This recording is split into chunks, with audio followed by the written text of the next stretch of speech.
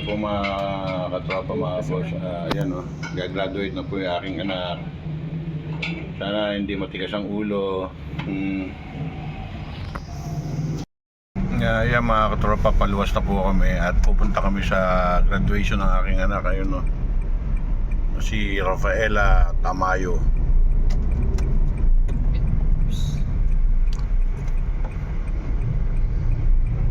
Apat lang po kami, hindi pwede marami. Ayan, okay po doon.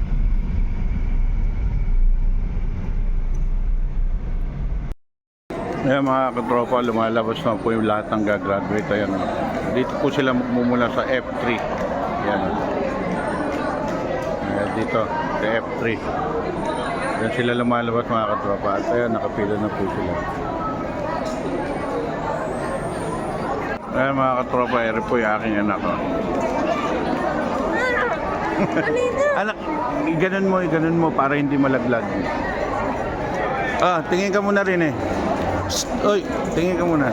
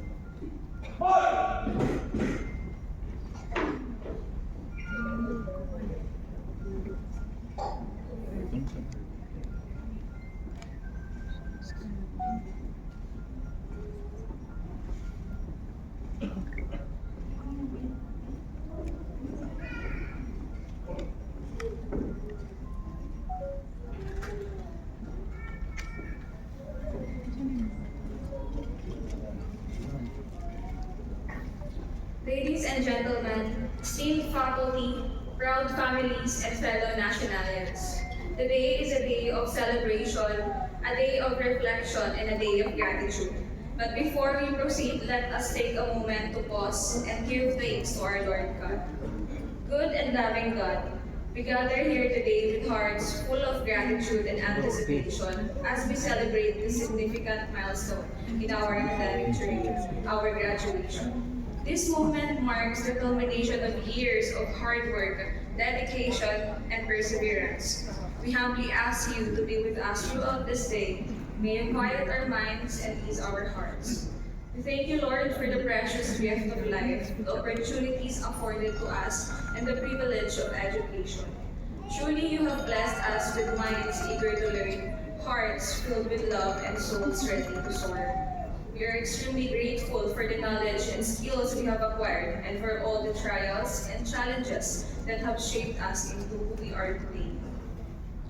We thank you for giving us the opportunity, brief though it may have been, to play a part in each other's lives. We recognize that our achievements are not solely our own.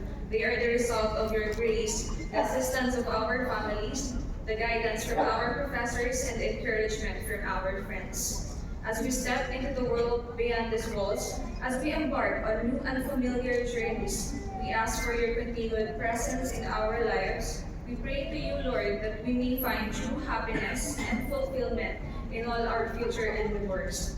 Give us the strength to overcome challenges, the courage to face the unknown, and the wisdom to make sound decisions.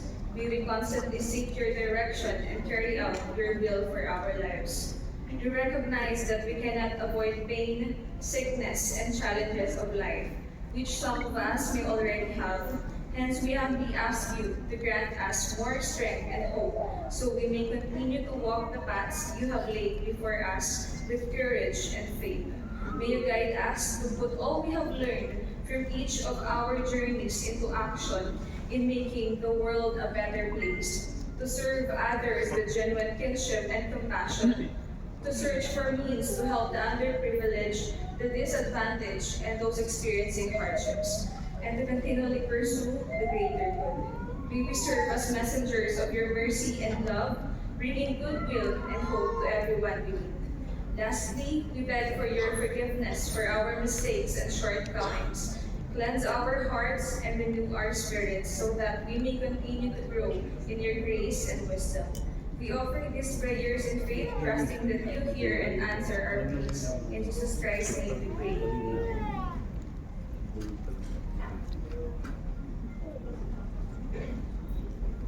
Please remain standing as we call on the commencement provost, Mr. Von Kerwin Venturina, for the opening proclamation.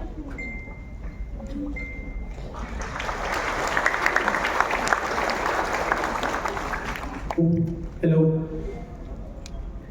Honorable guests, members of the Board of Trustees, the academic community of National University Baliwag, and graduates. The first commencement exercises of National University Baliwag is now declared open.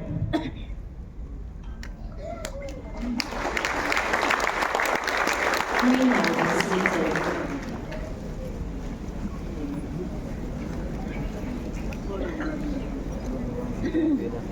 To deliver his greetings to the candidates for graduation, let us all welcome Mr. Ervino C. Oliva, the Executive Director of National University Baliwag.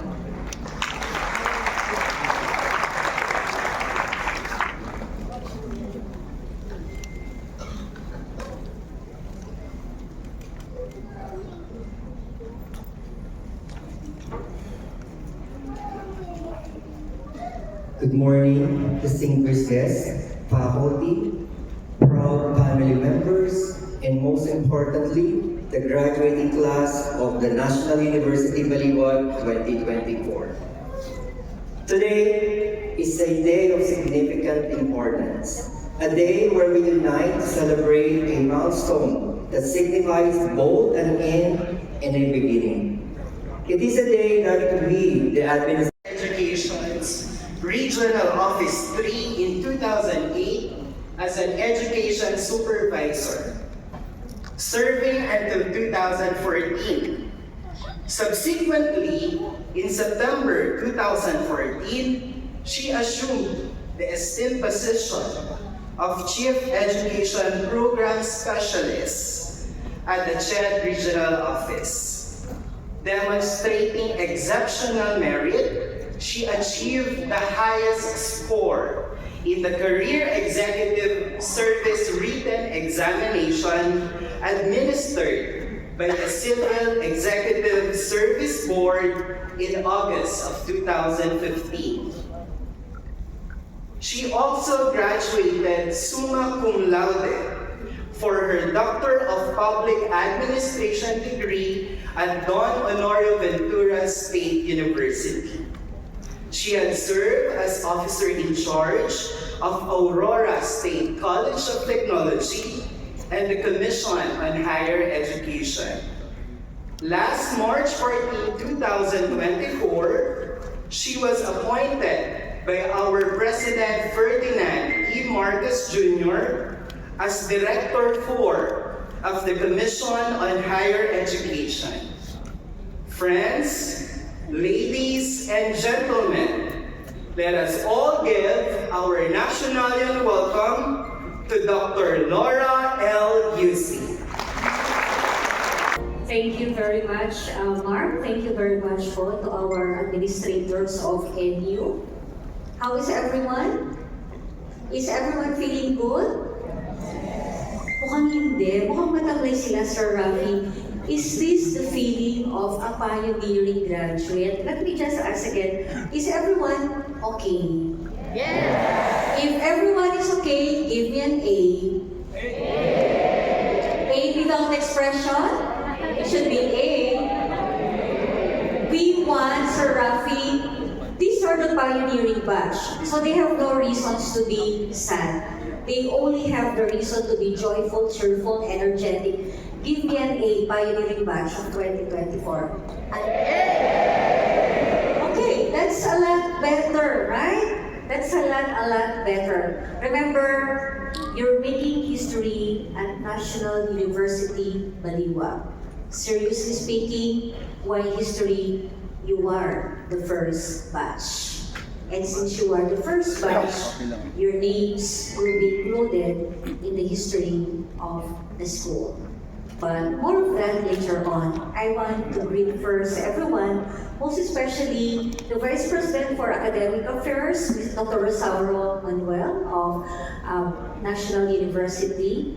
Of course, the very beautiful, the first time to meet, Dr. Maria Teresita D. Medano, the University President of Asia Pacific College. It's always nice to meet beautiful ladies, and I am sure beauty is not just the physical appearance, but it's more than that. I'm so honored to meet a lot of beautiful people inside out, and Dr. Teresita, you are one of them. In such a very short time that I have encountered you, I know I am with the right people at NU. Of course, to the Executive Director of NU Baliwag, Mr. Rufino C. Oliva. Suki po namin siya sa JED. Madalas sa JED, pag may problema at kapag walang problema. But you know, it speaks volume when a school official often visits JED. That means that he is really partnering with us. That means that he is complying with the regulations of the Commission on Higher Education. So please be proud. You have outstanding school administrators like Dr. Sir Oliva. Mr. Jason Raymond Bermudez, the academic director.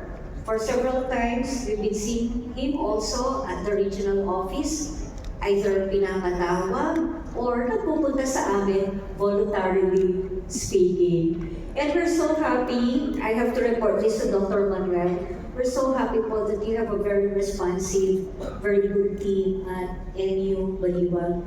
They have never failed to support the Commission on Higher Education Regional Office 3, and we're so proud of all of them.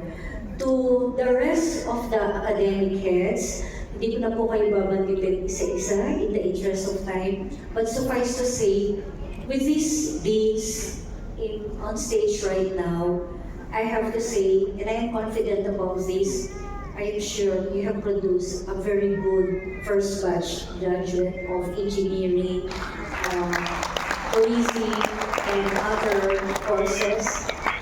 And of course, to the faculty members who are in front, I'm sure you've done a lot in producing the first batch of NU Baliwag.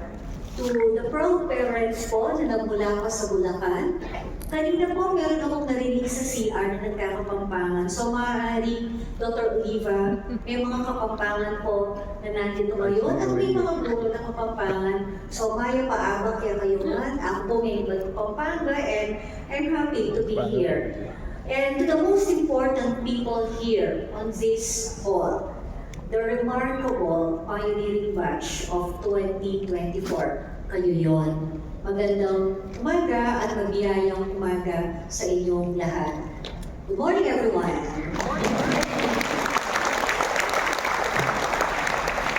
I have a prepared speech, but I'd rather not read it because seeing everyone here makes me think about Carlos Yulo. I am sure everyone here, including your deans, including the VPA and Dr. Teresita, are still euphoric over the victory of Carlos Yulo. May I just tell you these things? Your experiences at NU should be treated as your Olympics experience. You may not have won the gold medal in any sports competition, but few minutes from now, or few moments from now, you will have your medal, and that is your diploma. And I hope you will consider that as your Olympics moment. You are just like Carlos Yulo, who have been trained rigidly, I hope, who have been exposed by the institution. You are like Carlos Yulo, who had disappointments, I am sure. You were just like Carlos Yulo na nagkaroon ng tampo sa magulang, tampo sa kaibigan, tampo sa mga kamag-anakan, But more importantly, you are like Carlos Yulo, who emerged as a winner despite of all the odds. You agree with me? Please consider this as your Yulo moment, and let's embrace that and let us thank God for that. Following Yulo's story, one thing that you will notice about him, and I hope everyone will follow, is his sense of gratitude, right? Kahit masama ang loob niya sa kanyang nanay, chismis din yan eh. Kahit masama ang loob niya sa kanyang nanay, at may mga hinanakit siya sa kanyang coach, he never failed to say thank you. I want to share the same thing with you. For all the things that had happened, for all the things that had not happened, we still have to thank God and everyone here for making you who you are right now. But, Sir Oliva, with your permission, since they have not yet been declared graduates, may I just ask permission for a few minutes? Let me just check on their competencies. If they will fail to answer these questions, I am sorry, I cannot issue them their special order. And if they cannot answer these questions, I will not blame them, I will blame the teachers. Diba? Why should I blame the students? It should be the teachers. Because the competencies and performance of graduates are simply the competencies and the quality of instruction that you receive from your teachers. Sir Oliva, ready for that? Okay, let's see. Where are the teachers? Are you ready? Baka ipatawag namin kayo sa opisina pag ang simpleng tanong na ito ay hindi masagot ng mga mag-graduates. Take note, mag-graduate pa lang kayo, hindi pa kayo na-declare na graduate. Okay? So, very simple question. If you're ready, here it is. Sino ang magaling sa math sa inyo?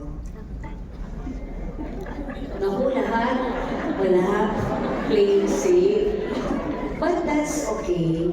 That's okay. You need simple math for this. Okay. If we have 60 seconds in 1 minute and 60 minutes in 1 hour and 24 hours in 1 day, how many seconds do we have in a day? If we have 60 seconds in 1 minute and 60 minutes in 1 hour and 24 hours in 1 day, how many seconds do we have? Sir Rafi, I'll give them 10 seconds. Your reputation is at stake. Sir Bermudez, as the academic director, I expect everyone to answer this correctly. Mark, the Dean of Tourism, and I should ask the Dean of Engineering for this. So somebody is willing to answer? I hope everyone has the right answer. It's 86,400 seconds. Okay? Give me an A. All right. 86,400 seconds in a day. Seriously, I want to ask you now, how do you spend 86,400 seconds in a day? Do you spend it complaining against your teacher? Do you spend it complaining against your administrators? Do you spend it talking negative things about your school, about your family, about something bad about your environment? While you may have valid reasons to complain, I hope you as the pioneering batch of NU will not spend more than 10 seconds complaining. The best thing to do with the 86,400 seconds is simply to speak the language of gratitude.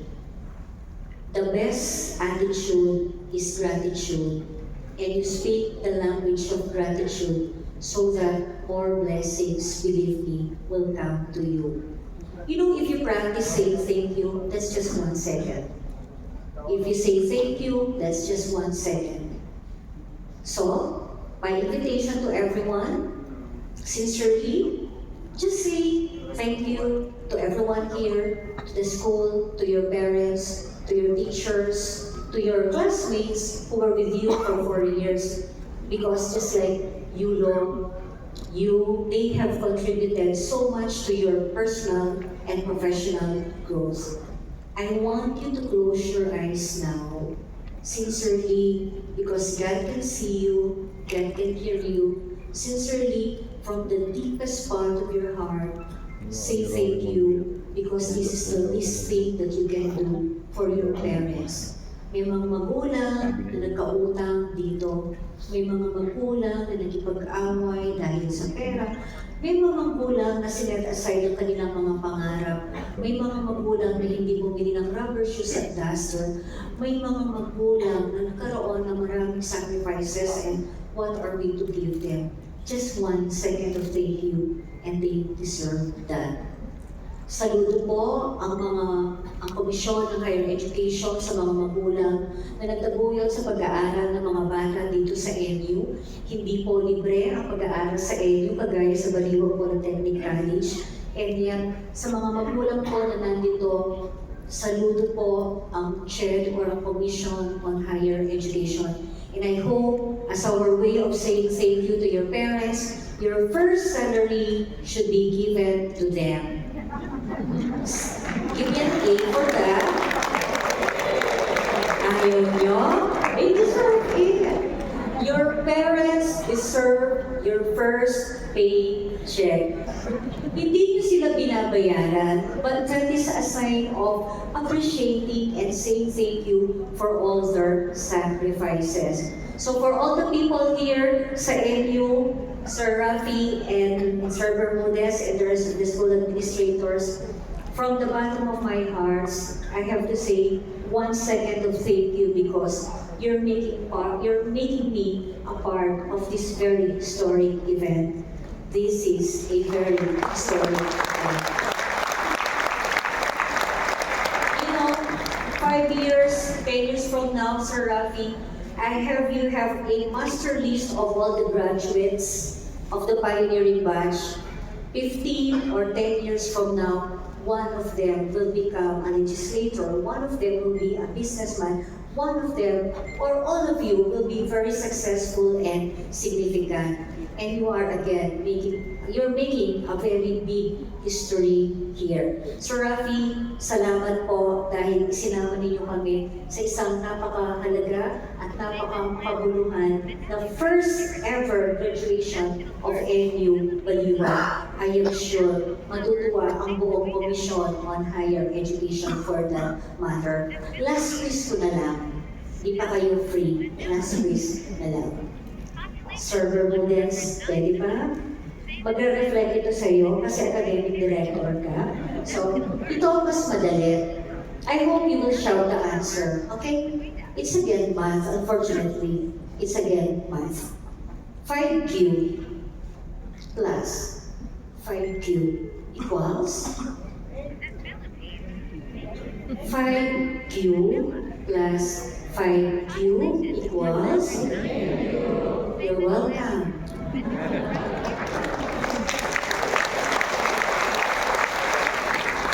Hindi sila nakasunod. Yan nakasunod sila. So, thank you for making, again, history and for making your parents proud. Remember, saying thank you is not just good manners, but it is good spirituality. Sa aming mas nakakatanda sa inyo, kagaya na Dr. Teresita and Dr. Rafi and si Sir Raymond, mas nakakatanda kami sa inyo. Believe us when we say, the more thank you that you say, the more blessings you will receive. If that is the case, what language you will use? It should be the language of gratitude. Believe me, it has happened to us. It has happened to Dr. Teresita, I'm sure. It has happened to Dr. Rafi. I would rather say thank you than complain because I want more blessings. Believe me, the good Lord listens to people who have very grateful heart. Believe us. It's not just good manners, but it's also good spirituality. So what's better than complaining? It's being grateful. Second, just like Yulo, he does not only pursue success, he also pursues significance. You should know the difference. We know what is success. Success is adding value to yourself. With all the medals that Yulo received, then we can honestly say, obviously, he is a very successful person.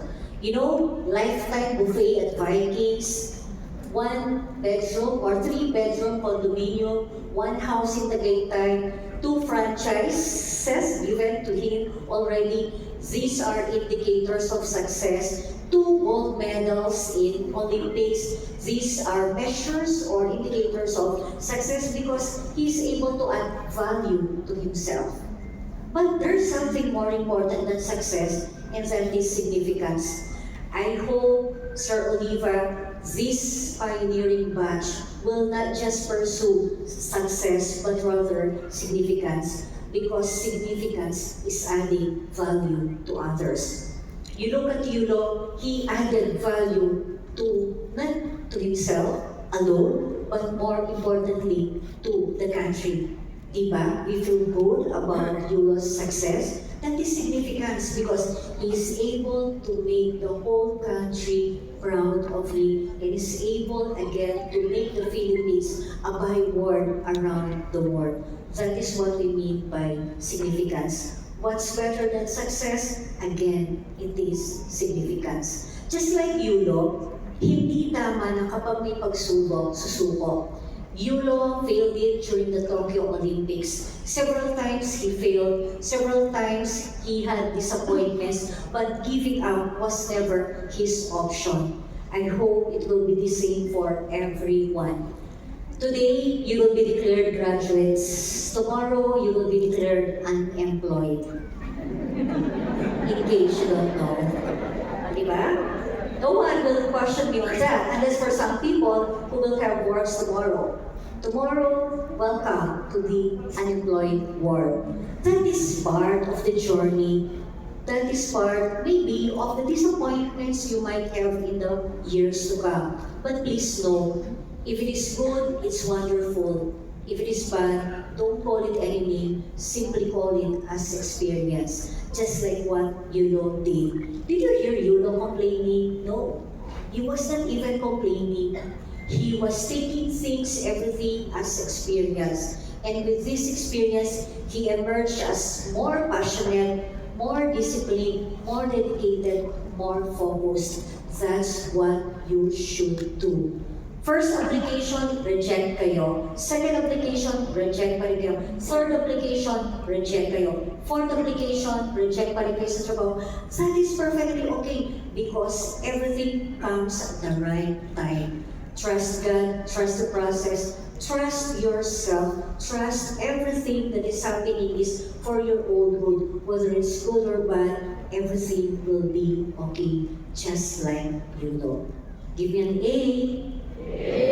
That's a lot better. I hope everyone will be just like Yulo, with the discipline, with the training, with the passion and dedication. Please never give up because in the first place, you're just starting. The journey has just started.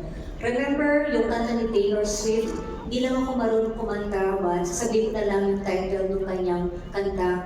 After your graduation, now, you are on your own, kid.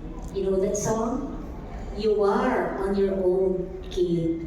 Prove that lahat ng natutunan ninyo sa NU, lahat ng suporta na binigay ng inyong magulang will not go in vain. Prove to us that you will be the finest graduates and pioneering batch of NU Baliwag 2024. So with that, on behalf of the Commission on Higher Education, muli napapasalamat kami sa NU Baliwag. Sa inyong mga magtatapos few minutes from now, don't forget, you're making history. Don't fail us. Be proud. You're the pioneering batch. We have so much expectations from you, but we believe in you. We're confident of you because you are products of NU Baliwag. God bless you all and mabuhay kayo lahat.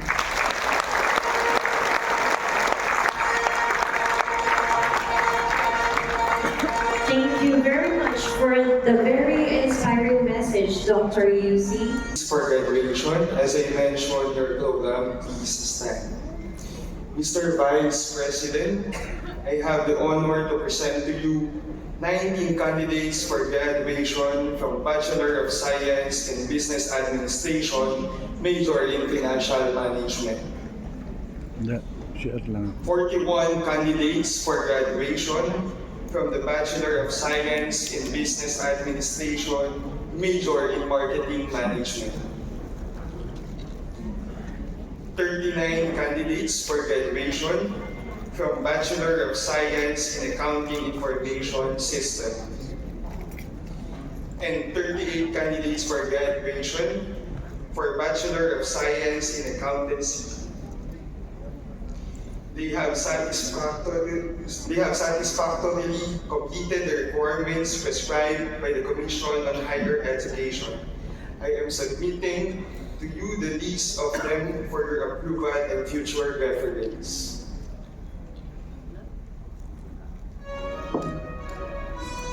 Next is Engineer Jeneline Columna to present the graduates from the School of Engineering, Architecture, and Technology. Will the graduates from the School of Engineering, Architecture, and Technology please rise once called? Mr. Vice President, I have the honor and pride to present to you 28 candidates for graduation from the Bachelor of Science in Information and Technology, 23 candidates for graduation from the Bachelor of Science in Computer Engineering program, and 20 graduates for graduation from the Bachelor of Civil Engineering program. They have satisfactorily completed the requirements prescribed by the Commission on Higher Education. I am submitting to you the list of them for your approval and future reference. To present the graduates from the School of Tourism and Hospitality Management, let us now call on the Marquis Lapus. Candidates for graduation for the 4-year Bachelor of Science in Hospitality Management program, please rise. Mr. Vice President, I have the honor to present to you 45 candidates for graduation for the Bachelor of Science in Hospitality Management program. 73 candidates for graduation for the Bachelor of Science in Tourism Management program.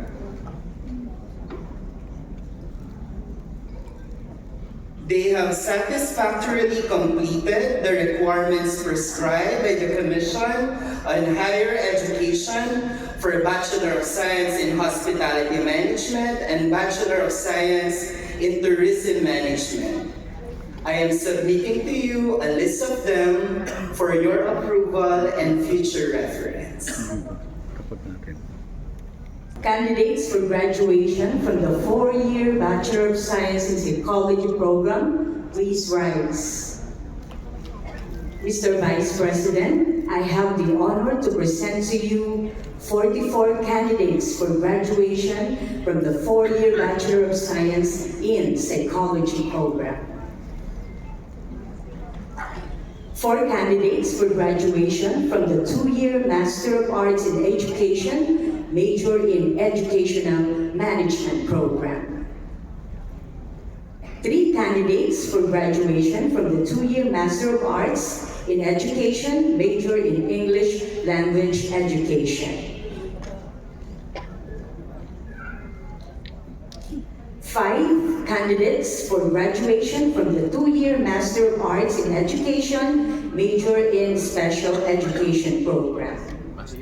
7 candidates for graduation from the 2-year Doctor of Education, major in Educational Management. and 5 candidates for graduation from the 2-year Master in Management with a specialization in Business Analytics program.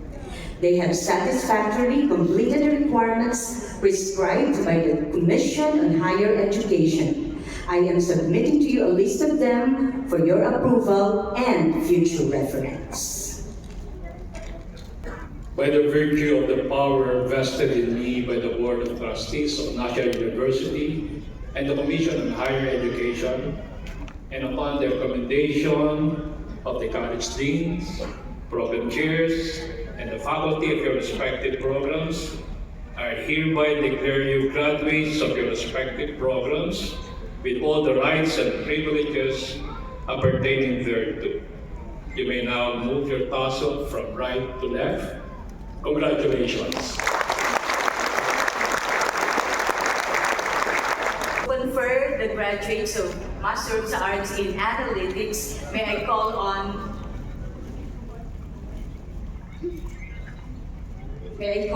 President Maria Teresa P. Medalla.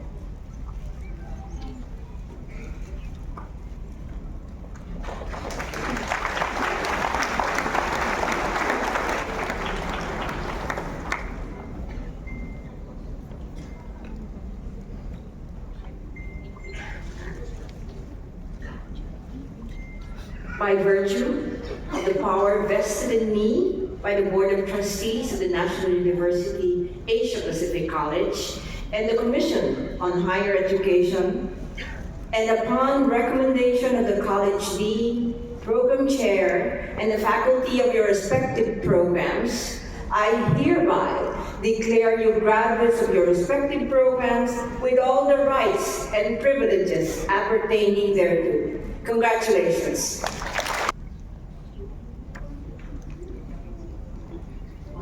Sa ngalan ng Commission on Higher Education, binabati ko kayong lahat ang graduating batch ng 2024. Isang pribilehyo ang makasama ko kayo sa pinakamahalagang araw ng inyong pagtatapos.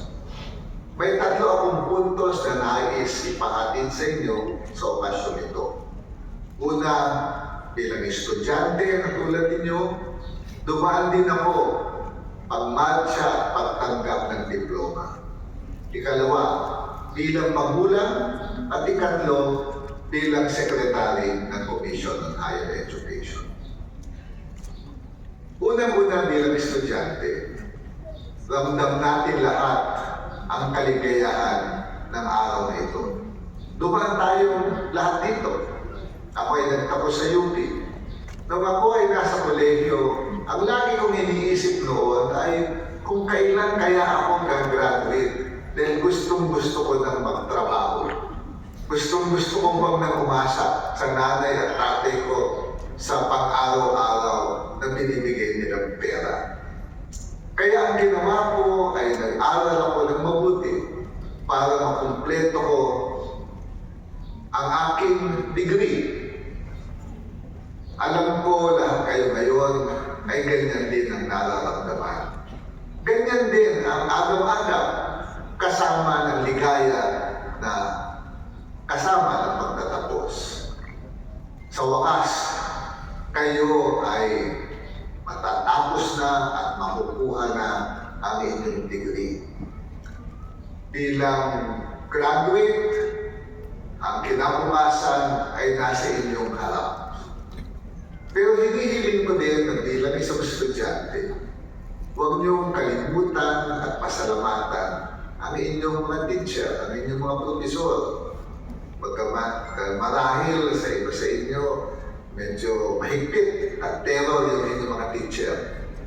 Pero kailangan alalahanin natin na kung hindi dahil sa kanila, hindi naging maganda ang ating paglalakbay papunta sa ating pagtatapos ngayong araw na ito.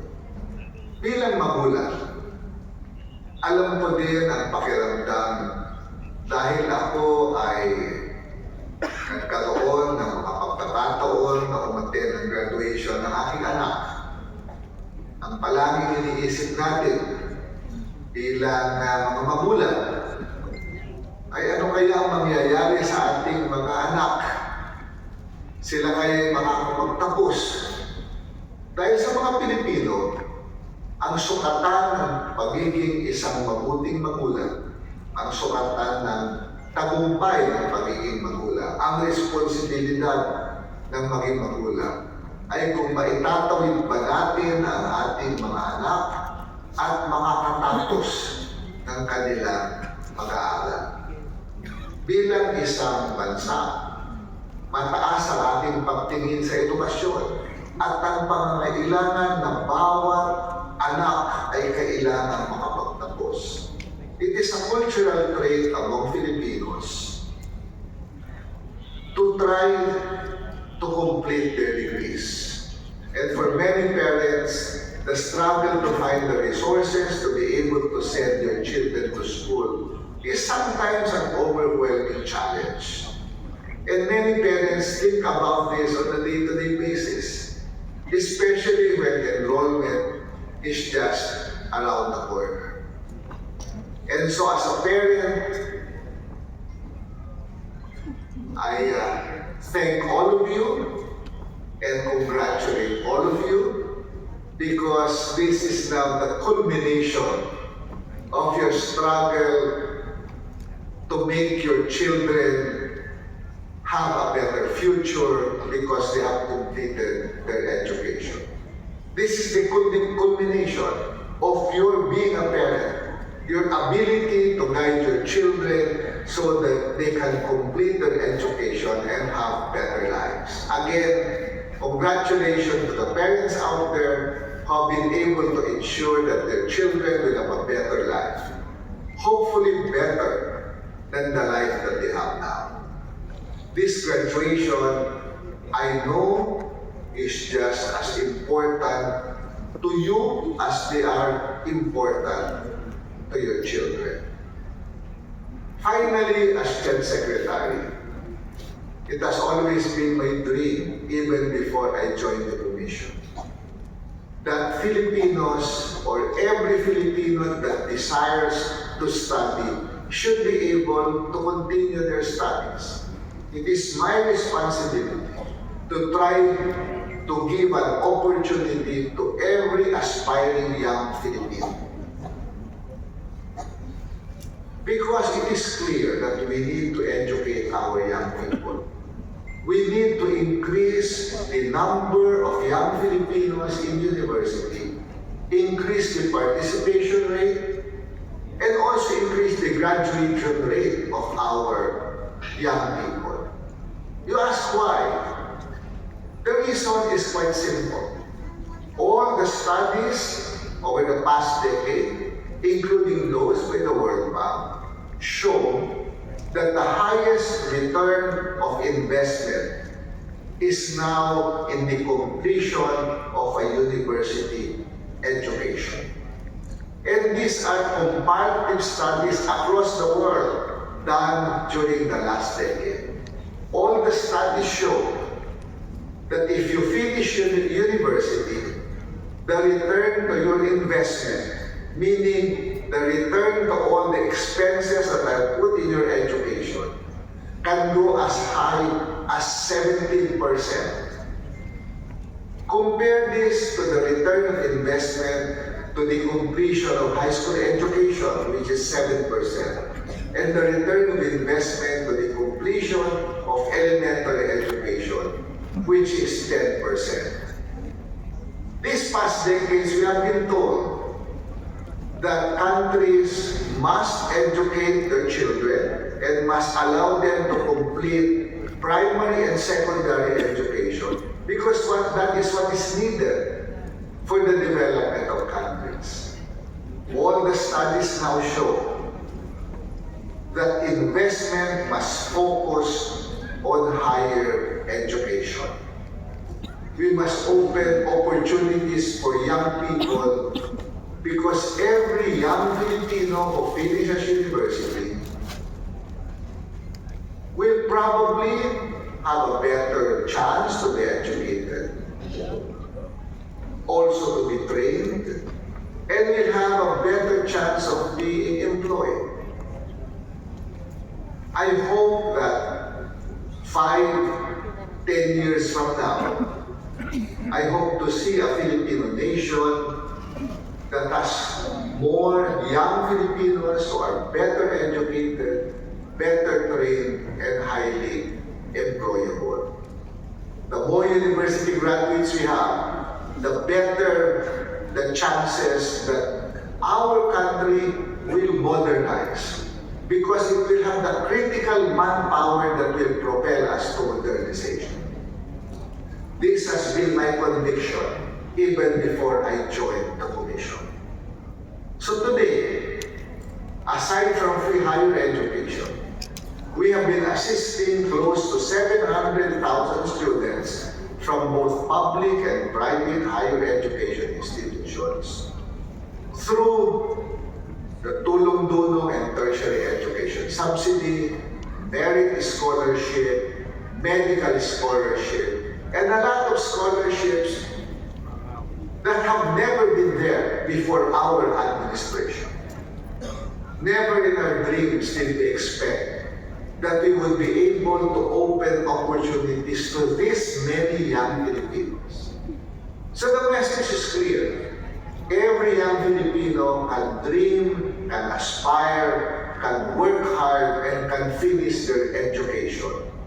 They can better their lives, better the lives of their families, and contribute to the development of the country. We have made history. We are the only developing country in the world that is trying to open doors for the aspiration and dreams of our young people in the magnitude that we have never seen in our history. And therefore, because of this, it is now possible not only to dream, but to achieve the ambitions of every young Filipino. On the part of the Commission, we assure you that under the leadership of President Bongbong Marcos, the opportunities for higher education will continue. Our President has emphasized in the last SONA and recently in the 4th Higher Education Day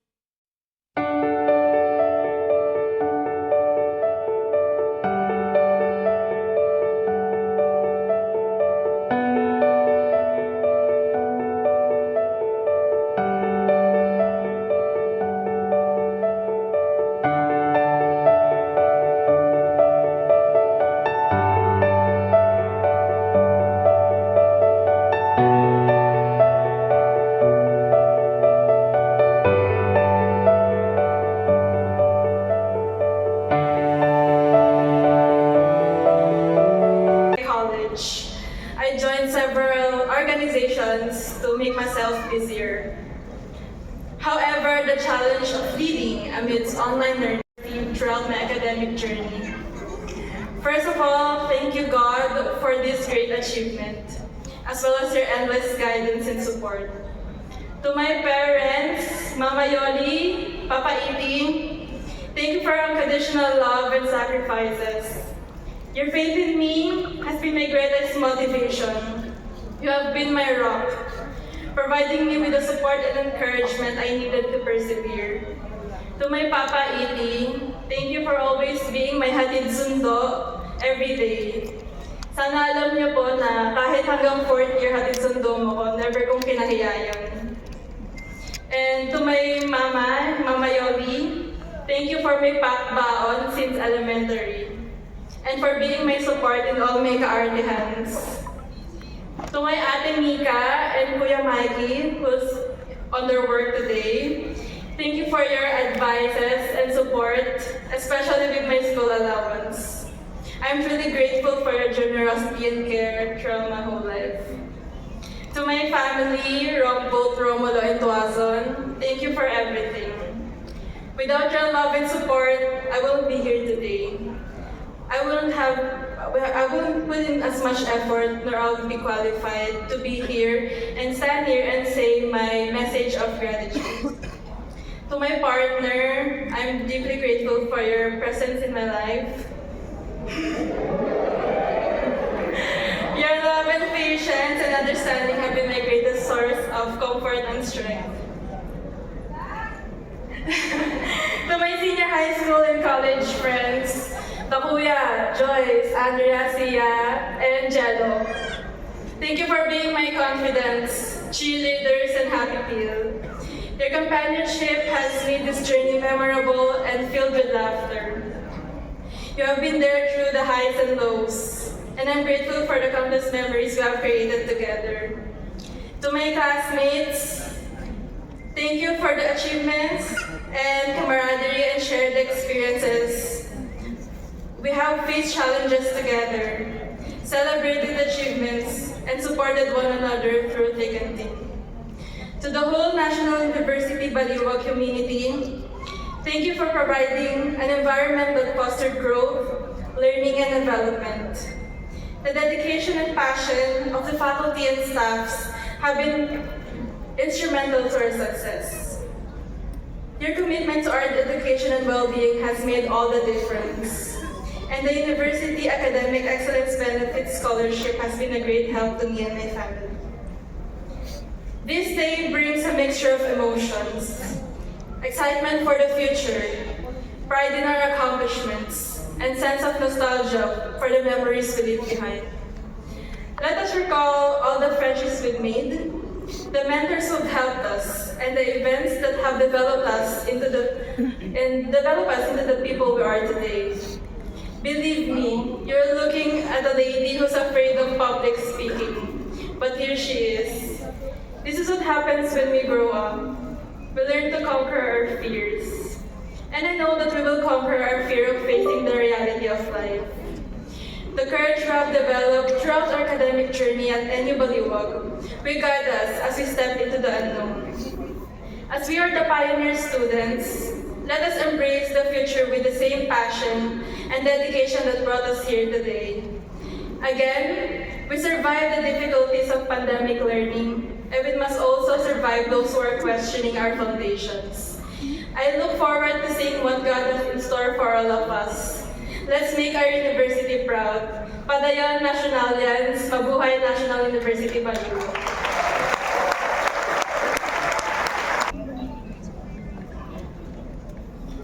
Please raise your right hand and repeat after me. In reverence to my alma mater, I do hereby pledge myself to live to her standards, to maintain her traditions, and to strive for her ideals. Full well knowing that, thereby I shall best serve my people and my country. and should only then deserve to be called as true and worthy son or daughter of her, who gave light and wisdom my alma mater, National University.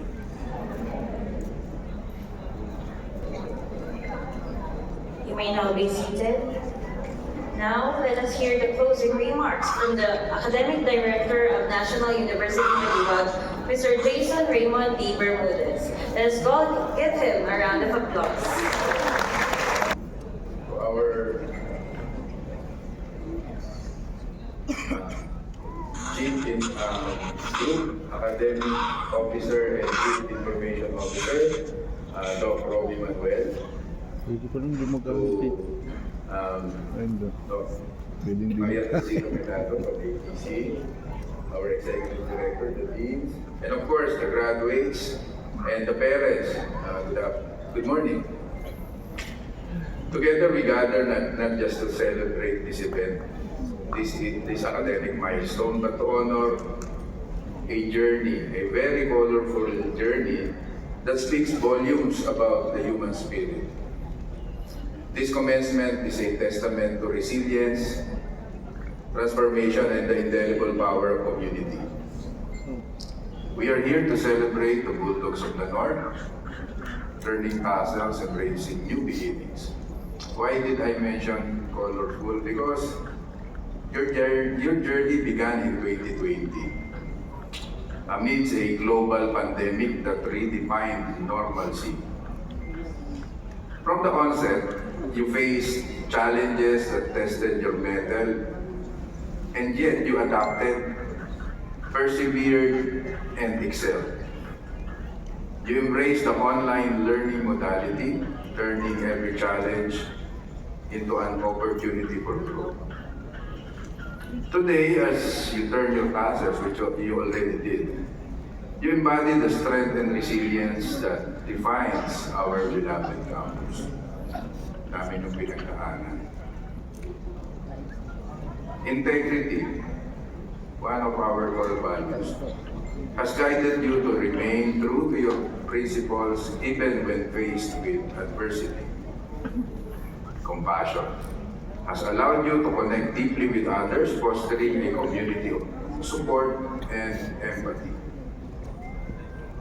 Resilience has been your anchor, helping you navigate through challenges and emerge stronger. Innovation has fueled your creativity, enabling you to find solutions in the face of uncertainty. And patriotism has inspired you to contribute to the betterment of our nation, recognizing that your actions today will shape the future, regardless of what profession you will end up with. You will be the future. You have been instilled with these core values, and these are more than words. They are the essence of who you are and who you will become. To the parents and families, moms and sirs, your unwavering support has been the cornerstone of this graduate's success. Your sacrifices, encouragement, and love have been the silent forces driving them forward. Today, we celebrate your dedication and the pivotal role you played in shaping these remarkable individuals. Thank you po, moms and sirs. To our esteemed faculty and staff, your commitment to providing an enriching academic experience has been nothing short of extraordinary. Now, we've been through a lot, but we ended up stronger on our side. So thank you rin, mga faculty and staff. You adapted to unprecedented circumstances, ensuring that education continued seamlessly. Your guidance, innovation, and compassion have left an indelible mark on these graduates, equipping them with the knowledge and values they need to succeed. To our dear graduates, as you move forward, carry with you the lessons and values imparted by our institution. Let your actions reflect the integrity, compassion, resilience, innovation, and patriotism that define our community.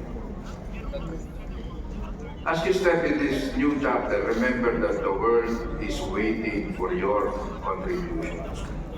If you're listening earlier, as mentioned by our guest speaker,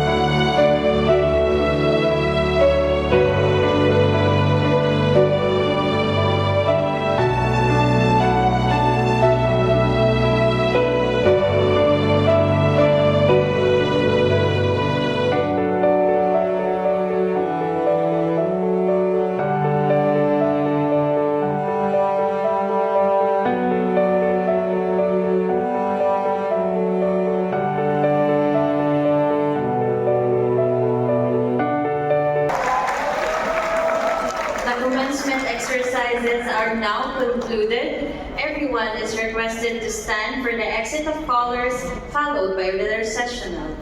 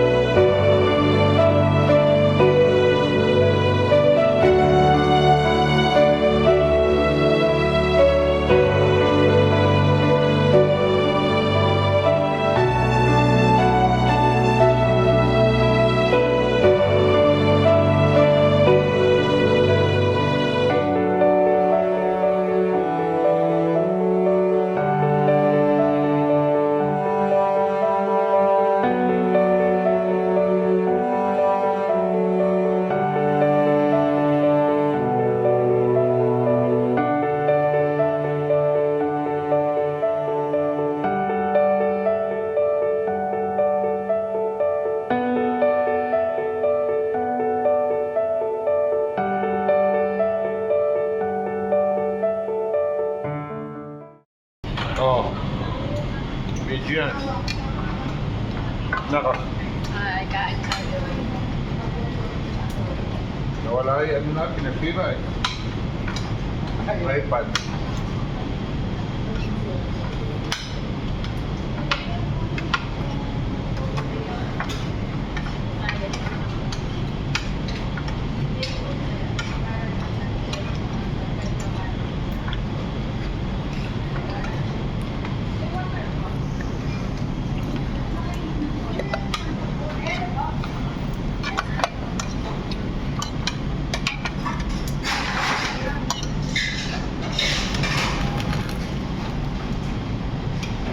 Bonjour. Bonjour. Bonjour. Bonjour.